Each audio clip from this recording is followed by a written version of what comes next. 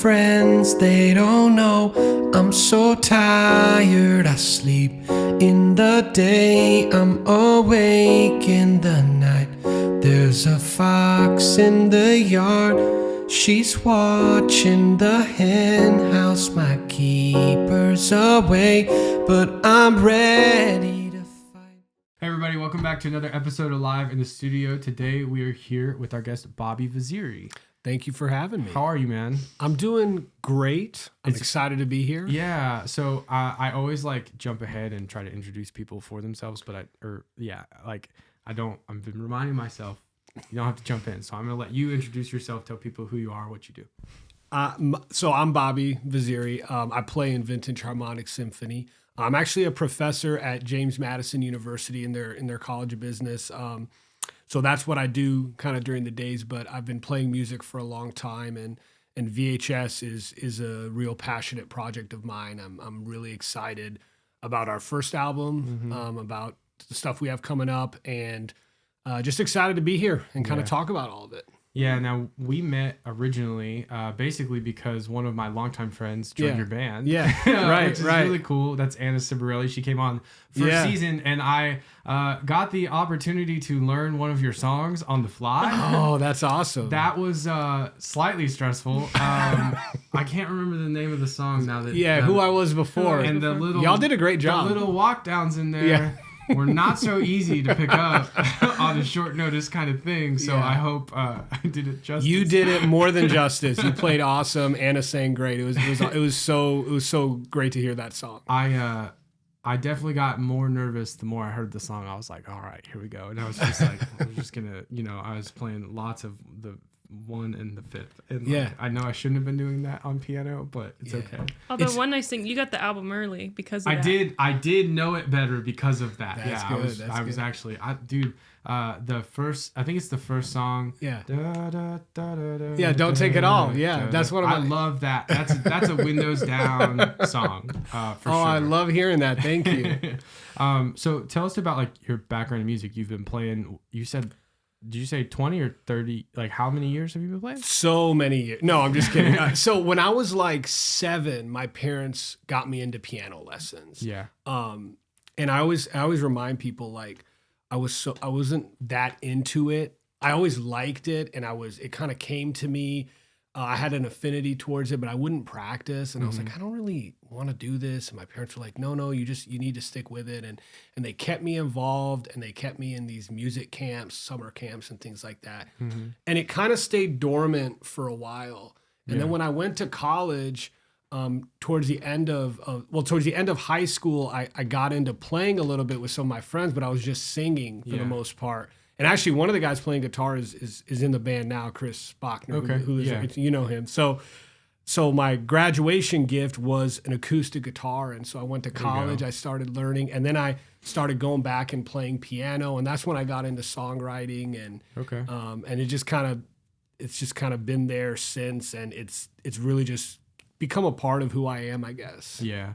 So piano playing starting at 6-7 years old, and then guitar playing what sounds like 18, 19, right there 18, 19. And with songwriting for that, like, so you had basically been playing for the better part of more over a decade before you wrote. Yes, correct. Wow, that's crazy. What was that like? Like, because I think for a lot of people, songwriting and learning to play, they come not in tandem, but like for people that start off with that goal, they do, right? So I guess for a fair amount of people, like having like a huge musical background on the way in, was that like, you feel like that opened up more possibilities right away? I think it helped with some pattern recognition, because I started to pick up on some things like, wait a second, these chords are all the same. If I change the key, they're all relative. And I kind of picked up on some of that stuff maybe quicker than I would have if I didn't have the theory background. But yeah, I think the writing part of it was like different for me. It was more on the creative side rather than just the playing side. So it was still opening up that new door. Yeah. I feel like one informs the other for me. Yeah. Like I started off just playing guitar, and I honestly thought for the first maybe 5-6 years I was playing, that's what I was gonna do, was just go join bands and play guitar for them. And slowly, like, one of the first band I joined, I played with for like 6 years, and they were constantly writing. And I remember, like, I had never really thought about trying to write before, and then for whatever reason, like happenstance, probably around the same age, like 18, I like took a shot at it, and it like vomited out, and it was like not the worst, but not the best. But I think it was just an immersion kind of thing, because I had been around them writing for so long, but it just happened, and I honestly took that and just ran with it and kept writing, and they got better over time. I think before that, for me, it was really like, because I was playing lead on records, I guess that's probably the most informative piece. Like, I was really used to writing, like, quote unquote, a melody on guitar. And so I had an ear for like just riffing out something, because I had done so much of that. But that was really the most helpful piece. Songwriting for you, you're kind of working on I'm a it. noob. Yeah. It's a little intimidating when you're married to somebody who, like, we started dating at 18. So that was like right around like when he was like diving deep into that, and we've been together almost 9 years. So at this point, like, he's really, really good at it, and I'm kind of like shy about it because of that. You're really good at it too when but you do it. if I can kind of let go of some of the trepidations I have, I'm better, I think, at melody writing than I am words. Like, words are tough for me. It's not hard to like come up with stuff, but like finding things to fit in those parameters. Her melody choices, her dad was a jazz guy. Oh, okay. He's a saxophone player, and so her like melody choices are so far from what I'd ever do. And every time she comes up with one, I'm like, "That's so cool." I would have never thought of that. I'm working on it though. Yeah. So in the process of like writing songs, obviously, eventually, Vintage Harmonic Symphony formed. How did that come to be? Like, at what point did you start trying to form a band out of all of it? So we had played in bands before, kind of subsets of these people, and we hadn't played in a while, and I'd moved back to Virginia, and we did a fun reunion show with some of the people we used to play with, and I think it kind of woke up some old feelings for a few of us, and then my friend Chris watched this Eagles documentary, and he was like, "Man, their harmonies are so good," and he started talking about it, and that kind of opened up that door to where we said, well, let's put something together. Let's just do this, because we love to do it, and because we want to write these intimate folk Americana songs, but maybe a little more updated, so they're more timely. And that was really the nexus of it, was that. And so, and I've said this before, so the first song I wrote was Forest, the one that just opens up with the 3-part harmonies. And that, I was thinking Seven Bridges Road, that style. Yeah. And so that kind of opened that door to it. And that was how the project started. And we're working on some songs for a new album. And I think there will be a little more rock influence in that one, maybe a little less just acoustic. Yeah. And there's some on the first album, but maybe a little more in that direction going forward. That's cool. But yeah. Yeah, so I'm going to back up a little bit. So in bands before that, what style were you trying to hit, like, before you transitioned to doing like the Americana folk, or before you took a stab at that? What were you trying before then? That's a really good question. I would say it was more just in that pop rock genre. Okay. Very broad genre. Yeah. Yeah. Nice. Yeah, we started, like, I grew up, not, my dad really loves like 90s, early 2000s rock kind of thing, and her dad obviously like jazz major, so very different contrast of like bands. Like, a song would come on the radio, and if I was listening to the radio, she knew none of it, and vice versa. If she was controlling the radio, I knew nothing. Yeah, it was interesting. I don't actually know if we've ever talked about this on the podcast, but prior to having our sort of like regular music band Alder Rose, we were together. I'd say we were in a band together. It was the same thing, different name. Different people. It was. I think that sound was a little bit more like, we did a lot of like pop covers, and it was a little bit more singer-songwriter. And then we we transitioned to doing Alderos, and we brought Daniel in, and I think it was a little It became bit much more rock at that point. rock jazz in a or good whatever. way. But I like liked both of them was the two of us and a couple other players we had involved and stuff like that. But we we got a gig by happenstance, and we were like, well, we have to have something at the gig, so we spent the weekend recording an acoustic EP, and it is still online, but I'm not going to name it. Do you have any of those like early projects you put together? Oh gosh, I do. You don't have to name them, but like, were there any? Oh gosh, I won't. I don't even know that I still physically have them. Really? They're somewhere in the MySpace web somewhere. Oh, there you go. Buried in the archives. That's a throwback. Yeah. You had the MySpace page, right? Yeah, it's still there. I can't log in because I don't have that email anymore. I never had a MySpace page. I never did music on MySpace, but like I think at one point I probably started a SoundCloud for us. It's probably out there in the. All the bands I grew up listening to were MySpace era bands, but as soon as we got into them, basically MySpace died. Is the short of it. You guys just put this record together. What would that be? Like a couple months ago now that we went and saw you guys open it. Yeah. August. Yeah. And how has it been so far? Like since you've released it, what have you guys seen in terms of reception and like that kind of deal? Yeah, I mean, I think we haven't been able to play much, and distance is a factor, and a lot of the people in the group have other, like careers and things. But I think we were really happy with it, and I think our kind of close friends and little community were the show seemed to go very well. Yeah, thank you. Yeah, it was really fun. Yeah, we had a lot of fun, and we haven't really gotten to play since then. But we have a show coming up at the end of next month. So to answer your question, I think we haven't really been out promoting it and touring and things. But I'm at least really happy with the reception and feedback I've gotten from kind of like our close friends and stuff. Yeah. So. Sometimes I think that's like good to do, even if like that it's not your like main deal. Like a lot of musicians try to make music their main thing, but if it's not, it's still good to put stuff out there and release things, because then you at least have a catalog going of like stuff you've released instead of. Our problem is we probably have 200 songs in a notebook that we still haven't, recorded or done anything with. So we're going to run into that issue of like, we probably should have been putting stuff out periodically. I think it would be a lot of fun if circumstances came up where we could do something like a couple week or a month tour or something for fun, like in the summer when people have some downtime. I think that'd be a lot of fun. We have gone through that for sure, like through the years of like at one point we went and picked up an RV. We never toured with it, which is like a very funny thing.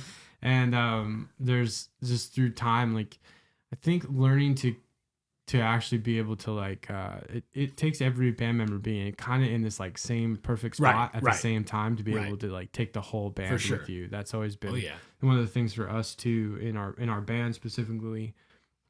Daniel has kids, and so there's this piece where it's like that's always been one of those things where we're like maybe it'd be good to like pick the right time. And then I don't know. For us, then eventually we kind of recognized through gigging, like what happened is we were trying to gig and we were talking about touring. Yeah. And then like all the pandemic stuff popped off, and we were like, okay, well the gigs are shut down anyway now. Yeah. And start doing stuff online. We started doing stuff online. We decided to open this place, and it kind of evolved to the point where we were like, I think we found our thing. And so once we found that, it kind of became less of a desire, I think, for us to go out and like play shows as the band. But I think in the long run, I'm hoping it like circles back around and we get to the place where we're trying to go do it again. That would be fun. Yeah. So what would you say are like some of your biggest influences as far as like musical artists go? Yeah, I would start with, I think the Beatles were really big for me growing up before I got into songwriting. And I think that kind of shaped a lot of the approaches that I took to songwriting, if that makes sense. Yeah. And over the years, excuse me, as new bands come out, I'll find different influences in different eras. Like, even like, I want to say I had like a phase where I was really into like Radiohead, or I was really into, like Mumford and Sons, or I was, really into like Fleetwood Mac or whatever.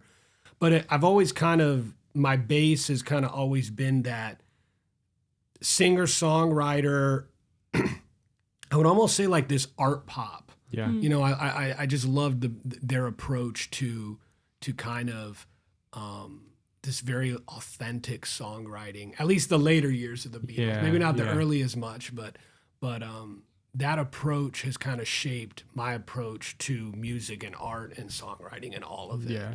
And it may change what lens it goes through over time based on what I'm listening to, but I think that's the pen. The pen doesn't change, right? For me, like I grew up, and all my influences when I was first learning music, they were all just guitar based. So it was like, what metal band can I learn their riffs of, or rock band can I learn their song or whatever. And I never really looked for influences in terms of songwriting at first, because I wasn't songwriting for so long of it. That by the time I went and started songwriting, and vocally for me, it was just a big struggle at first. It took me the better part of like maybe 5 years of 2 or 3 of vocal coaching, and then like 2 or 3 more of really trying to write, and then getting married to somebody who sings like amazing, and then her teaching me harmony. And then like by the end of that 5 to 7 year thing, I was like, all right, I don't sound like the worst now. And so at that point I started looking for like, what are people that I actually could see myself like trying to do something similar, like, because the bands I like, I try to sing their songs, I can't even sing them. And this is just when we were trying to play like covers for like 3-hour sets or whatever. And so I started hunting for different artists, and my top 3 would be the first one that really I think I identified with the most was City and Color. Have you ever heard him?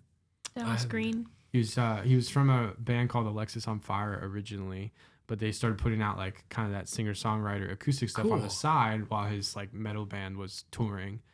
And the singer-songwriter stuff like blew up. Yeah, that's all he does now. As opposed to the metal band kind of trailed off. Now they put out another record like after a break and years later, but I think he's probably done like 7 or so. Yeah, you were shuffling through the other day and all his album arts were going He's through. really good. I'll show you one of his songs after. For sure. But like the combination of sort of the taste of guitar playing, which obviously always like stands out to me, but back then the simplicity, because he was just doing like one guitar, one vocal, and it really kind of gave me an opportunity to focus a lot more on the writing. And I started to hear it kind of forced me to just listen to the writing, which I think is one of the great things about singer-songwriter stuff is that when you do strip it that far down, like it really relies on how well the song is written. and I definitely think your music carries that as well. Like your songwriting is very good. Thank you. When you write a song, like, do you have an approach for like your starting place? Yeah, it's changed somewhat over the years, and I would say now what I try to do is I try to identify, and not just pain might be the wrong word, but something that's going on, whether it's in my life or something that I see. Yeah. And then I just think, okay, there's an emotion here. Yeah. And it's hard for me to put that into words, to like speak it or to write it. Yeah. And so I say, I want to capture this musically. So it's like, and I want to make a painting, but so I make a painting in my head, but I can't draw, right? I can't paint. Yeah, I can't either. Yeah. So what I do is then I say, all right, I've got this image in my head and I want to bring that to life. And so I start kind of brainstorming different words and different ideas that are associated with that. And then once I kind of set in on a melody that just kind of hits, then I start to form that song, but it kind of follows that. It follows that general theme throughout. Mine is very, I would say, like word vomit, uncalculated. I can't, like, I feel like I'm both good at songwriting and also simultaneously terrible at it, if that makes sense. Like, I one of the things in that, I guess probably the biggest point where I recognize that is like in co-writing. Like when I try to co-write with people, they're like, so how do you, I'm like, it just happens. Like, I don't know. Yeah. It's very natural. I haven't quite developed this is how I do it. Like somebody literally messaged me today. They were like, hey, when you write a song, like, is there like anything you go to, like a site or this or that when you're like writing there? I'm like, the thesaurus like 5 times is like the most I've ever. Yeah. Like it was a very like I said, I think I got immersed in it for years and it just like naturally just welled up within me, and I love it. It's like one of the coolest things, but it's it's a lot more like a journal to me than it is like I'm sitting down with like a idea. Usually I think it's similar. Yeah. I just don't think I've figured it out yet. And I've probably been writing for quite a few less years than you, so I think that makes sense. No, I mean, no, I don't think anyone really figures it out. You just kind of do what feels right, and you kind of go in that direction. Well, it's like you said with like art, that's like trying the same. Like nobody, everybody doesn't paint a picture the same way. Nobody like has the same sort of like process when they do that, but like you still end up with a painting. You know what I mean? Yeah. So like I think it's cool how varied it can be. How bad at art are you? Oh, bad. Me too. So bad that I don't even try, so I can't even quantify it. My first, like, I'm not talking, like, so my mom has this book that she always pulls out to laugh at me with. And on the front of it is my first drawing of a person, and it's a circle with just, I forgot the neck. Like, and so it was just like literally, and they would be like, no, you need to draw a neck on like on your portrait or whatever. And so I'd do it again, and I kept forgetting it. So there's always a little old school name tag across where the neck should be, and I had to draw the neck in and then keep going. And there's probably on like 5 of them in a row that happened over the course of the year. I never got better. And my sister is an art major, and so there you go. There was this like moment where I would get like in trouble for my grades because I was like hit or miss with school. But we always used to have to like write essays, and I think it was just extra punishment that my parents were like, and you need to draw illustrations.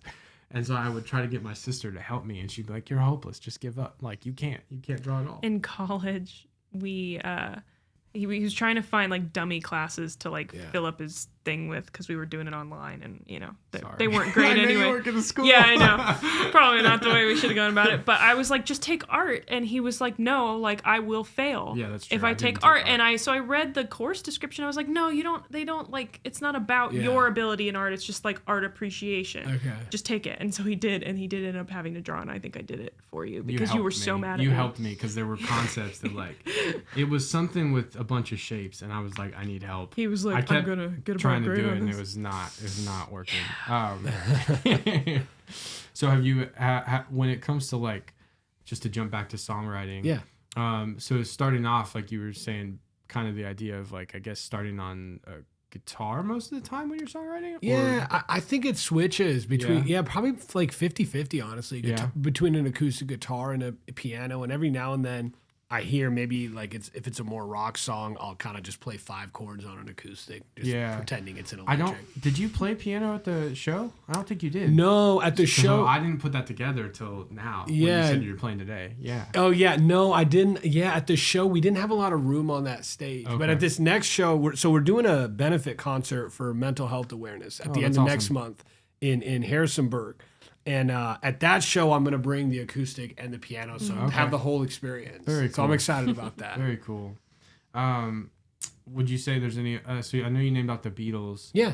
In terms of, like, I would just say, like, artists that are still, like, kind of... The Beatles haven't released anything new. No. Yeah, so... They, like, re-release an album every week. Yeah. And any modern artists that you, like, kind of go to in today? Like, I know you said Mumford. Yeah, I like the Head and the Heart a lot. Okay. I think they're good. And they have a similar setup to us. They have, like, the 3 vocalists. Okay. And they have that more, like, Americana singer-songwriter. So I like the Head and the Heart. And, there's a lot of those kind of bands in that space. Mm-hmm. Yeah. Yeah. I was going to name off my other ones. The Classic Crime is a band that I was really heavily influenced by. He's a great songwriter. And then Colony House is the other one that we've seen their live show a bunch. Yeah. And in terms of like understanding like how to do a good live show and that idea, so it's like you go in and like people are just... It's not even about that I love every song. And that's what really struck me about them. Like actually I love this band to pieces. When I listen to their newer songs, like they're not always my favorite ones comparatively to some of other ones in the catalog. But then like you go see those songs live and you're like, I get it. Like it's so good. And everybody who comes, like literally, I mean, it's like a little family unit for that time of the show where like everybody knows everything that's happening, and it's always a really cool thing. Have there been any bands you've seen live that have really like hit home for you through the years? Any bands that I've seen live? That's a good question. There was an Avett Brothers show that I really liked. I thought they put on a good show. They have some of that how can I put this? Like, they have some upbeat, fun songs, but they're also not afraid to kind of like bring it down and get intimate with some like more like folk style. So I had a good experience there. Yeah. I haven't been to as many shows as I would have liked to have gone to, but yeah. I was a show junkie as a kid. My parents let me go. We lived in the Bay Area in California when I was little, so every band really that could come through came through. Yeah. And when I was little, my parents were like, you know, the band had to have a level of like. There were probably bands I would have liked to have seen, but just profanity and things like that. Like, I mean, the first show I went to, I was on my dad's shoulders. I was like 5 or 6. Wow. And going to see a big rock concert kind of thing. And so I just ate it up. And I honestly think now looking back, that inspired me to want to do it. We would go to like whatever festivals and there would be like 20 bands and I'd sit and watch as many of them as I could until we had to leave. And the Flaming Lips. I saw Flaming Lips. That was awesome. And they did Lucy in the Sky with Diamonds as an encore by the Beatles. And like right as they started to play that, it started pouring rain. And it was awesome. It was just it was a really cool performance. So yeah, and Flaming Lips are incredible. What about like shows you've played? Has there been a show you've played that stands out as like best or worst? Ooh, I'm hoping it's this one coming up. And Jane, I'm always hoping it's next one, I'm right? super excited for that one. I actually really enjoyed the album release. It was a really small, intimate space. And we did like 2 back to back, and they were both really fun. Yeah. I think that was special just because we had put so much work into the album, and to be able to play it in front of everyone with that group was just a lot of fun. Well, and I think it's fun anytime you get to have a show where it's like it's your release show. So like the people who are there for you. You know what I mean? Where it can be a little different if you're like opening for somebody or if it's just like a random bar gig or something. Like people aren't necessarily there for you. But like we had that in 2019, we had a EP release or whatever, and we did open for somebody else, but we had a lot of people who came for us, and it just, makes you feel good. Yeah, that EP release show was so fun. I literally still have the text message of telling everybody thank you at the end of the show, like all the band members for coming to play. It's like those, I don't think people who on the outside looking in, I think a lot of times people think for artists, like it's just another show, but it's not, that is like one of the most meaningful things when somebody responds to one of your songs. Yeah, absolutely. Have you had a worst show? I really don't think I would say I've had a worse show. I mean, if things don't go as well as I'd like, I kind of just think of it, hey, this is something I learned now, and I can use it to try to get better for the next one. I have some pretty memorable mess ups. I know that. Like I definitely have some bombs where like I had a solo that I was supposed to hit, and I just go to hit it and I'm like in the wrong key. That's hilarious. And it was a bend on top of that, and it's just like I feel like there was one time where we were playing a song and I don't even remember the key, but I feel like it opened with just bass, and I want to say I came in at like a parallel key. Okay, nice. So if it was in like C, I was singing like an F. Okay. So it wasn't like it was off. There clearly was overlap, right? Yeah. But an untrained ear maybe couldn't pick it up. Yeah, like that's creative. Yeah, and then I was like, wait, did I just sing that whole first verse in like the wrong key? So that was kind of funny. That was back in the day, but I'm sure I've had plenty. We always joke around when we start messing up. We always go, that's jazz. Like, it's just jazz. It's just a creative. I love it. Choice. I love that. In terms of like being an artist and writing and through the years, what would you say are like some of the bigger hurdles you've had to kind of overcome? Okay, so I would say for me, it kind of all ties together, but a lot of my stuff is in like a quantitative background. Like my degree is in engineering, and I work in analytics now. So a lot of the stuff is very much, data driven, decision making, and in this realm, you really have to check your self-awareness to a certain degree. You have to kind of put that aside and just let yourself feel what you feel, and be authentic and put it out there. And that's been a real journey for me.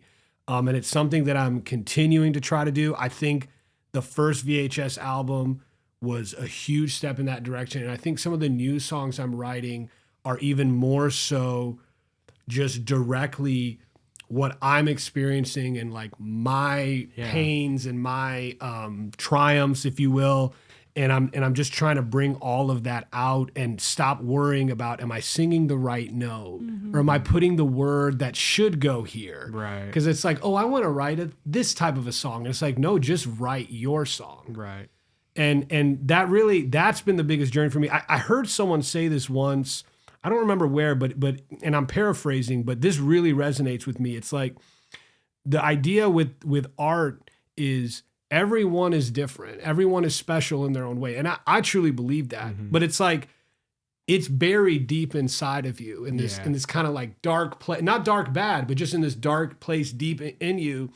And as an artist, you kind of spend your whole life, your whole journey trying to access that space. Yeah. And you've got to lose your self-awareness. And I'm like saying it like I do it. I sit there and I'm like, oh my gosh, can I hit this note? Or am I as good as this person? But you've got to lose that and just be who you are and let people see what you've experienced through your story. And that's been my biggest hurdle. And that's what I just keep trying to do more. Yeah, I totally get that. I think when we play, one of the things that's always been tough for me is like feeling like you have to like be a certain way in order for it to be inviting and for like, but then you watch other bands and this is always the disconnect for me, and other bands like they don't care. They don't care. Yeah. And usually they connect with a group of people. It's just who's that group of people gonna be. Yes. And like I've gone to a show where the person fronting the band is like super energetic, blah blah blah, like, you know, very charismatic, all that. And then I've also gone to shows where they're super reserved and they don't say anything in between songs, and I'm like, but those shows have all had a lot of people at them, and it's always puzzled me. Like, I think there's a point of, it's not so much about like how you are individually, it's like owning whoever you are individually in that way. And there's something about that, I guess, like I do think it kind of, on some level, like as I've tried to analyze it and go like, how can I get better at this? Because that's really what I'm trying to do. And sometimes I feel like it's like taking the way that I might naturally want to be and like just leaning into it a little bit more, which comes across, I guess, as confidence, but in my mind it feels like exaggerated. So like, you know, if I like move an arm like this much on stage, I feel like I went like that, and so for me it feels like this exaggeration, but it's really not. It's just like the movement for me feels bigger than I think it comes across to like the audience or whatever it is. So there's a lot of, it's a head game, like a lot of the time. You're looking at yourself with a magnifying glass. Yeah, for sure. Oh yeah, I think a lot of us like a tiny move feels like I just like did something outrageous. Well, I think it's important to remember because it is art, you know, apart from like some of the unspoken rules of like, don't be a dick, like be kind. There's no rules in it. You know what I mean? Like you don't have to gig, you don't have to record albums, you don't have to do anything. If you are doing those things, it's just kind of like finding your niche and your shtick or whatever, and whatever you want to roll with. That I think, and that ties into me with like vulnerability, like in songwriting. You were saying like your songs right now are like the most personal they've been. When I started songwriting, I was literally writing stories about other stuff so that I could not have to write about me. Right. That's what I'm talking about. That? Yes. The whole first like 30, 40 songs were like, they were like, is that about your life? I'm like, nope, not at all. Right, exactly. Not at all. I didn't want to write about my life. Even Songs of Wood and Stone, some of it was, but it was more about me. It was like a bridge because it was more about me writing about things that I think and experience, but not necessarily. It wasn't. It like peeled back maybe one or two layers. But I'm trying. But I'm like, let's peel back a few more. I have a song that's about that when we were playing in bars really heavily, I was like trying to figure out like what's the best bar song I can write. And so I have this song called Little Devil that's about like getting cheated on in the context of being in a bar. And I have been cheated on, but it was not very dramaful, and it was when I was like still in high school. So like I had like I could connect, like I could empathize enough to write about like what a person like that might be feeling, but it was in no way accurate to my life. Yeah, The we'd song- sing it. People would be like, "Is that about you guys?" We're like, "No." Nope, not at all. Yeah. And there's something I do think like there's a part of that that's fun and enjoyable even because you can I think in a lot of ways like you end up being able to write stories that are kind of end up being sort of like on another person's behalf, if you will, like somebody who will connect with it because other people have lived life and gone through different things and there's something about just the emotion of it that usually at some point, even if I'm writing a song that's a story about something, I think somehow you end up intertwining emotion into it that comes like authentically from you. Yep. And it's like then I had songs that would be like half about me, and then slowly but surely like the vulnerability grew, and I was like, no, this one's all you me. shed a few more layers. I don't and you're like I'm like afraid that the person who it's about is going to be at the show, and like it gets more and more uncomfortable, but also I think like what's the right word, like therapeutic, like in that way. I think that's really well said. What's a piece of advice you would give to like an up and coming artist? Oh God, probably what we just talked about. Honestly, I'd be like don't worry about being good, because how good you are is how well you can access how you truly feel and just be vulnerable. I think really what we just kind of talked about would be my biggest thing. It's definitely one of the first, I guess. That makes sense. Like the biggest hurdle is probably a good piece to give advice. Sure. I think the other one for me, I guess in today's world, because recording has become such a big thing, especially for younger artists, is like whatever tools you have now, like use them and don't let the tools you don't have like stop you. I mean, we just did a single for an artist named Hannah Curl, and she did 2 albums on her iPhone before she did anything with us. And they were like doing really well online. Purely because she was like, I'm not going to let it stop me. I'm just going to do what I can do. And her brother is a really great filmographer. I don't know if you know of Elevation Church, but they're like a big church in the I've heard of them, Carolina area.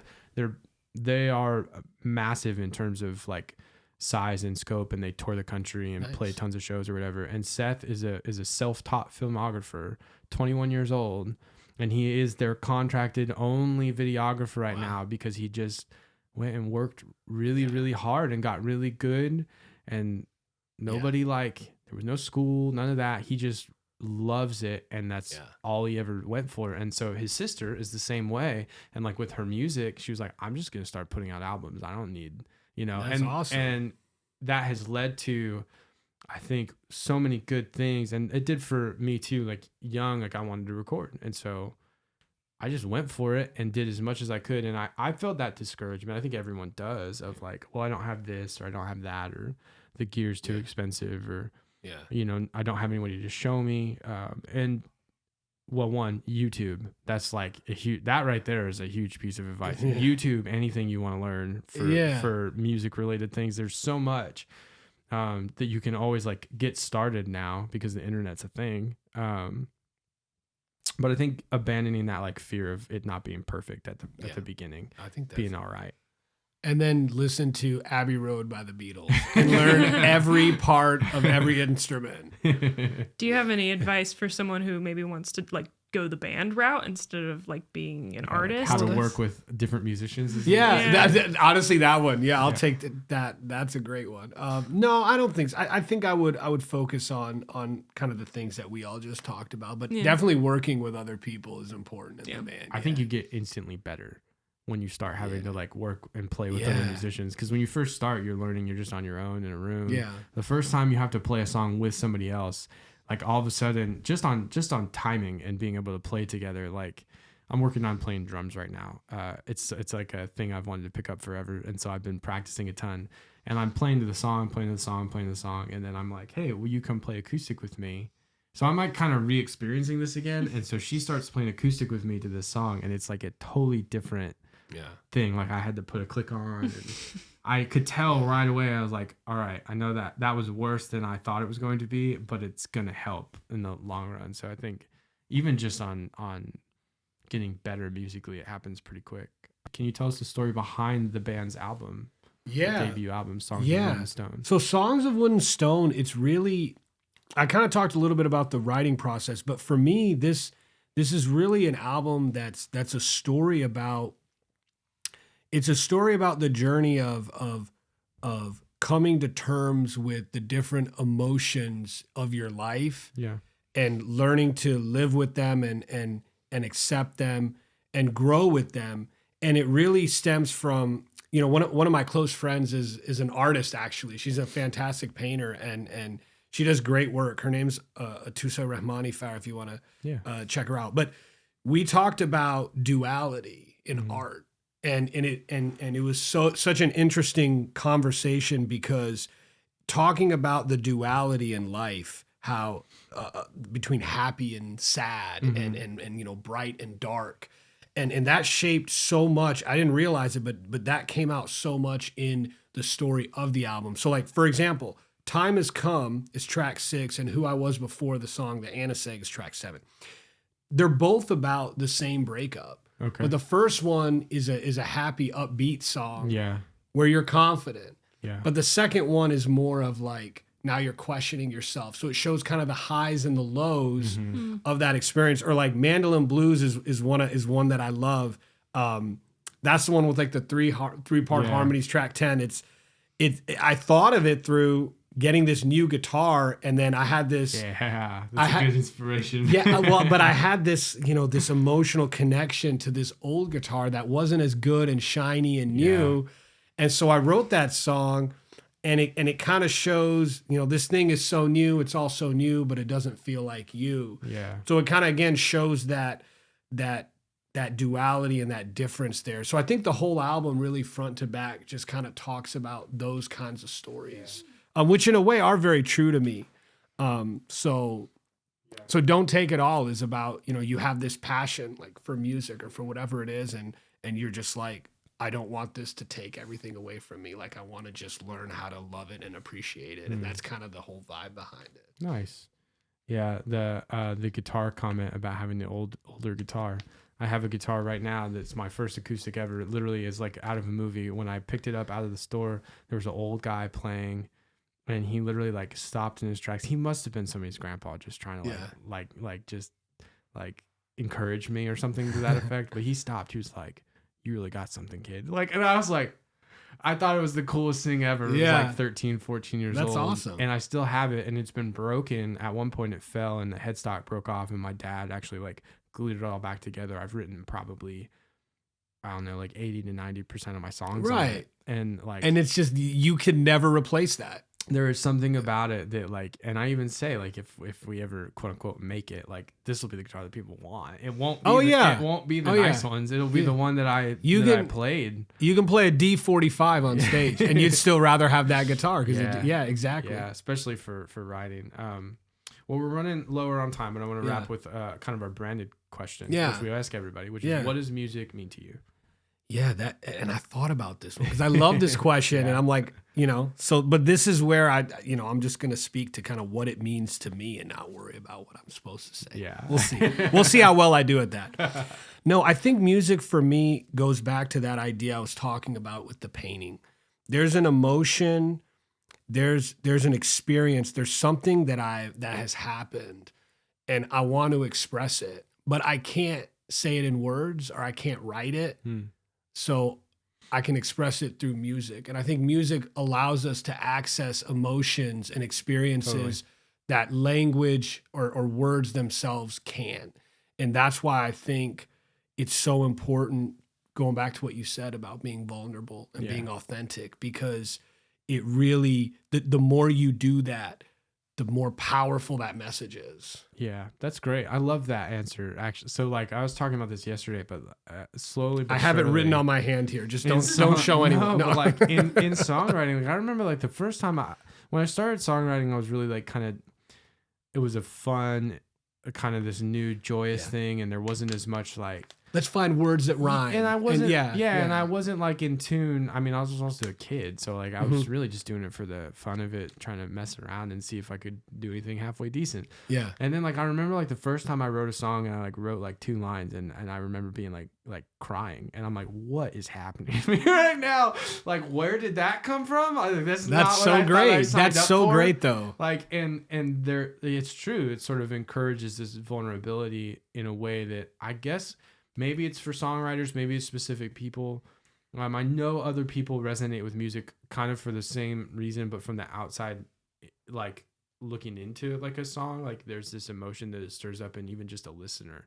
For a writer, like the more I write, the more I find like I'm like, oh, okay, like I had something going on in me that I didn't know was going on in me until I sat down and wrote this, because I would have never said this. I would have never thought this. I would have just like stuffed it down and kept going. You know, that kind of deal. So it's definitely an outlet for me. Mm-hmm. I've had to answer this question a lot. I try to come up with different things each podcast. I think it's funny you were talking about being like super analytical and stuff, because I am too. It's part of the reason I have a hard time songwriting. But like I also think that when I think about like music and stuff like that, I literally think it gets like the brain juices flowing. You know what I mean? Like in a way that a lot of like normal life things just don't. You know what I mean? Like going to work sometimes is just like not doing it for you, but throw some music on, you know what I mean? Like it does something with the chemicals in your brain, and it makes you feel, and it makes you, you know, better or worse. Depends on what you're listening to, I suppose. But it's like, it's weird because it's not really a tangible thing, because it's something you're listening to, but like it does tangible things to you. And I think that's kind of crazy. Yeah. For the past like 9 months, 8 months, how long, 10 months, whatever. Anytime I hear music for a sushi restaurant by Harry Styles, my mood changes. And I'm not even ashamed to admit it. I love that album, and I love that song. It's incredible. I like As It Was a lot. That's a great song too. I definitely like start every time it comes on. I really enjoy I want to be song. branded as the biggest Harry Styles fan to be on this podcast. Do it. Anna might give you a run for I just realized I just got into some hot water. You guys can sort of fight over that for sure. I don't think I'll win that fight. Yeah. Okay, so we're gonna wrap up with one more Land question. the plane. One more question, which is, tell us about the song you're gonna do today. Ooh. And the story kind of behind it, just sort of like tie this up. It'd be funny if I was like, am I doing a song today? You're like, no, come on. You think that's funny. Sometimes it's people happened. show up. Oh no. It's happened. They're like, oh, I'm like, is that all right? Yeah. And like, we just do it. And it went really well. That's good. We won't call out who that was, but it was a great time. So I'm really excited for the song I'm playing today. It's a new song, and it's very much dear to me, and it speaks a lot to some of the experiences that I've had, and basically just some of my struggles and some of my situations without going into detail. So it's very, very much me. I can't wait to do it. I can't wait to play this live next month. I can't wait to put it on the album. It's called Lost, but it has, I think, a more uplifting message, and it talks about we haven't lost yet, and even when things aren't going well, and just kind of persevering through it. So I'm so pumped to play it. We're excited to hear it. So it's brand new, yeah? Brand new. Awesome and exclusive. I love that. Like when people come and like That's right. trust it. So this is how I view. I'll say this and then I'll close this, which is just that.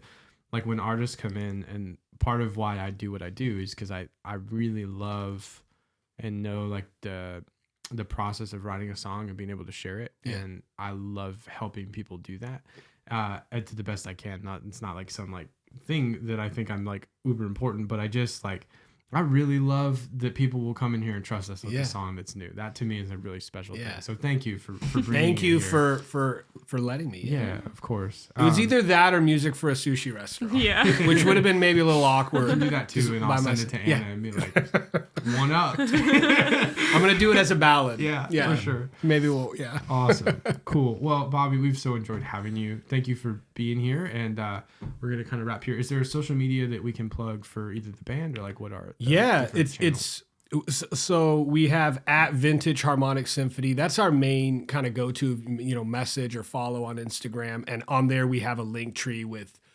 all the places, all the places for everything. So that, we have a Facebook page at VHS Music, but the Instagram one's the main one. Okay. So yeah, if you want to check us out.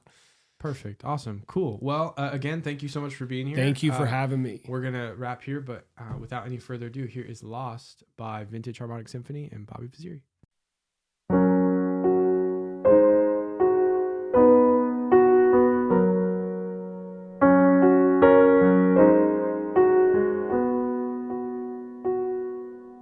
All of my friends, they don't know I'm so tired. I sleep in the day, I'm awake in the night. There's a fox in the yard, she's watching the hen house. My keeper's away, but I'm ready to fight. It's a long way back to the beginning. I'll stay lest you ask me to go. I know right now we are losing, but we haven't lost. No. All of my friends, they all lost all their patience with me in my mischievous fears and alarms. Shenanigans lead to the chaos created inside of my head. I can show you sometime. It's a long way back to the beginning. I'll stay lest you ask me to go. I know right now we are losing, but we haven't lost. No. And all of my friends think we're losing, but we haven't lost. All of my friends think we're crazy, but we haven't lost.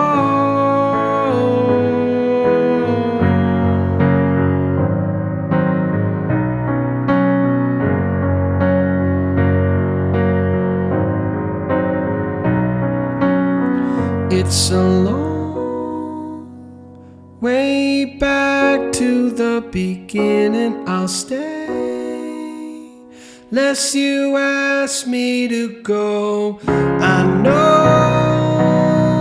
right now we are losing, but we haven't lost. Oh yeah, we haven't lost. No. And all of my friends think we're losing, but we haven't lost. All of my friends think we're crazy, but we haven't lost. All of my friends think we're losing, but we haven't lost. And all of my friends think we're crazy, but we haven't lost.